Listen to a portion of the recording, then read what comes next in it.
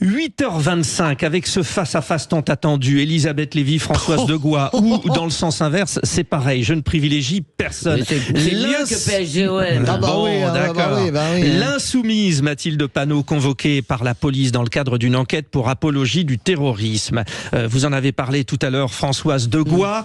Évoquons, alors commençons avec vous, Elisabeth Lévy. On veut vous entendre. Judiciarisation de la vie politique. Dès qu'on dit quelque chose, il y a sanction. Vous n'êtes pas d'accord? Non, je suis en grande partie d'accord, d'ailleurs d'accord avec ce qu'a dit Françoise Degois, pour des tas de raisons, d'abord de principe.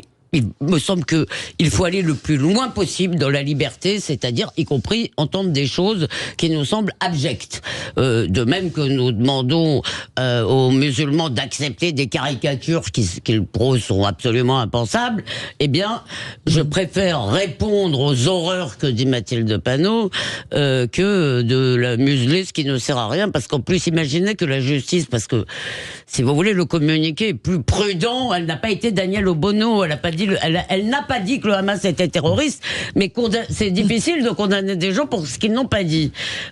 En plus, Mathilde Panot est quand même une députée de la République. Maintenant, si vous voulez, le pleurnichage des Insoumis hier me fait juste rire. Ils ont passé leur temps, encore hier, je sais plus, ils ont porté plainte contre Yohann Usaï, madame je sais pas qui...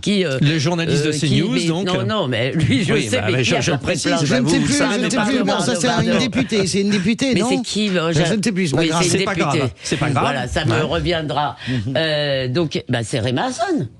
Ah oui, c'est Rima Hassan, pardonnez-moi, bien sûr. La candidate aux européennes pour LFI. Donc, si vous voulez, ils ne passent leur temps, dès qu'ils prononcent le mot Zemmour et disent qu'il a été condamné, gna gna gna gna gna gna, et ils passent leur temps à porter plainte ou à se féliciter que ça se passe. Donc, si vous voulez, ma peine pour eux, j'ai pas peine pour eux, j'ai peine pour nous.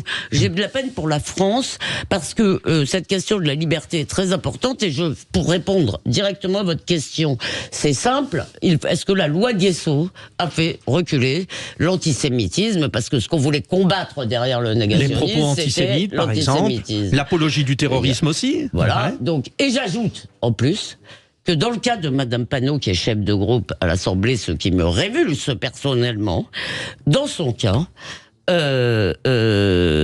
vous voulez, elle est élue, elle est chef de groupe. Qu'est-ce qui va se passer?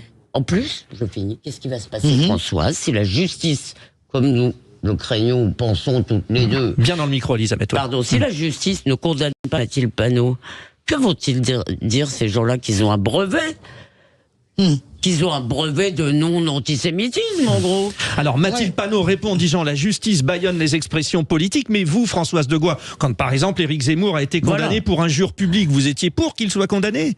Il a été condamné pour injure publique, oui, d'accord, mais enfin, il est pas élu, Éric Zemmour. Enfin, vous auriez pu le défendre quand même. Non, moi je l'ai défendu, par exemple, ça m'a beaucoup coûté, mais je l'ai défendu quand il s'est fait agresser dans la rue, la fois où Emmanuel Macron, par exemple, l'a appelé d'ailleurs, Éric Zemmour. Moi, j'ai défendu l'idée que la droite conservatrice et nationaliste avait le droit de se réunir à Bruxelles la semaine dernière, et qu'un maire socialiste, Émir Kir, n'avait pas à interdire cette réunion. On peut pas.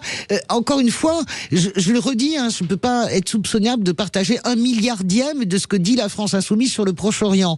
C'est insupportable. Mais si on ne décide pas, si on se place du point de vue, comment dirais-je, purement politique, je pense que la France Insoumise ne ferait pas ce cadeau aux autres. Vous voulez que la vérité, c'est que je pense que la France Insoumise considère qu'il y a des bonnes condamnations et il y a des mauvaises condamnations. Il y a des bonnes censures et il y a des mauvaises censures. Moi, je suis une femme de gauche, 100%, largement autant que la France Insoumise, mais je ne peux pas penser comme ça. Je pense que toute censure est inacceptable. Voilà. Donc un mot quand même. Le garde-fou, mesdames, c'est à partir du moment où on est élu, on peut s'exprimer. Non, justement, pardon, Françoise, un mot, c'est ce qui manquait dans votre chronique.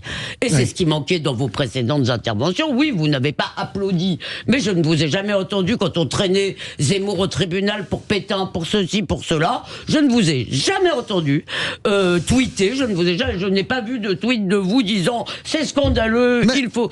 Non, si, je suis désolé. Ça n'a rien à voir. Bah si. Mais vous vous rendez compte, vous vous rendez compte, le chef de prévention sur Mathilde Panot, apologie du terrorisme, il y a une gradation donc quand la même. judiciarisation, ça va quand c'est Zemmour. Mais non, mais pas du tout. Mais non, mais pas du tout. Parce que c'est là, tout le monde se pose la question. Si je peux me permettre. Tout le monde se pose pas la question. Éric Zemmour, il a tenu des propos qui allaient à l'encontre qui sont répréhensibles pénalement. Il a été condamné pour ça. Mais ça, c'est génial. Mais non, mais c'est pas mais ça. la question se pose pour Mathilde Panot. Alors, mais la question, je pense que moi, de mon point de vue, elle ne se pose pas. L'apologie du terrorisme, c'est un délit qui date déjà de la loi de la presse, 1881.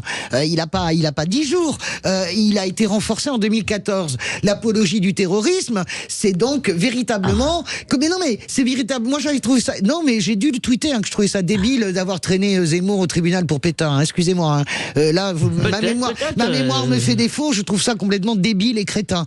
Mais sur la question, comment dirais-je, Zemmour a été condamné. Il est normal de rappeler qu'il a été condamné. Attendons de voir Mathilde Panot sur apologie du terrorisme. Mais c'est extrêmement grave. Une petite conclusion sur 15 secondes, si possible, Elisabeth. Souffrez que je vous dise une chose, c'est que pour vous, ça dépend du chef d'inculpation. Ben non, parce que si Mathilde Panot, à ce moment-là, c'est normal, il y a une enquête. Donc, si vous êtes d'accord pour que des questions politiques et même âpres se traitent au tribunal, ça vaut pour Zemmour, pour Panot, pour vous et pour moi. Ça vaut d'accord, ça vaut pour tout le monde. Mais en l'occurrence, la question de Zemmour n'était pas une question politique, c'était une insulte raciste que tout le monde a entendu. Mais là, pour l'instant, elle n'a pas été condamnée, mais Panot. Non, mais Panot, mais il n'y a pas, dans le communiqué, soyez pas de mauvaise foi, moi je suis pour le parallélisme des formes, dans le communiqué de Panot, où voyez-vous l'apologie du terrorisme? Vous allez la condamner pour quelque chose qu'elle a fait du... Elisabeth Lévy, je le savais, à 8h32, ça serait passionnant. Mesdames, vous êtes sur Sud Radio, vos micros ont été coupés. Merci à John Rakoto-Zafi. Tout de suite, l'interview politique. Julien Audoul répond aux questions de Bachama Glaise. Vous êtes magnifiques, mesdames. Merci.